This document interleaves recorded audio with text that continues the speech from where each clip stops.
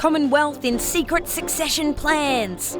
Goodbye Chaz, Commonwealth could ditch Prince Charles. Secret talks to decide whether Prince Charles should take over.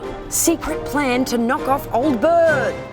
Okay, that's not a real headline, but there was a secret meeting last week about the Queen and what we're going to do when she, carks it. Yes, according to insider info passed on to the BBC, a group of high-level Commonwealth officials have been talking about the question of succession. And no, we're not talking about the crown. That's pretty much locked up by Prince Charles. We're talking about the head of the Commonwealth. You know, that international organisation that runs the poor man's Olympics and gives out money and stuff.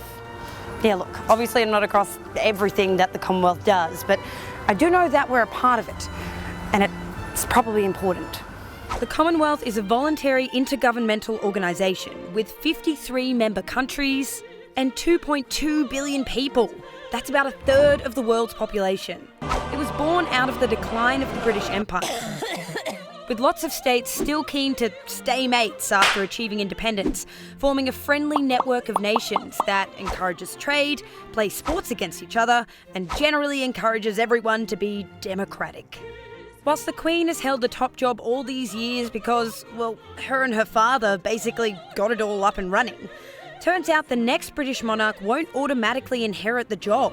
It's actually up to the Commonwealth to decide, and there are some interesting suggestions. Malala Yousafzai from Pakistan to make a pretty interesting head of the Commonwealth, and she's about the same age as the Queen was when she took the job. There could be an Australian as the head of the Commonwealth, maybe John Howard. I reckon they won't decide that it should be hereditary forever. But instead of a new option, Australia has chosen to stick with the royals, of course.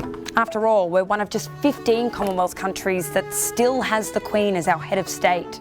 But if Charles is going to be our king anyway, why should we care if he heads up the Commonwealth instead of someone younger and less royal? It would show that the Commonwealth of Nations is a force for progress and a force for good. Regardless, the Commonwealth are due to discuss this in April, so we'll find out more then.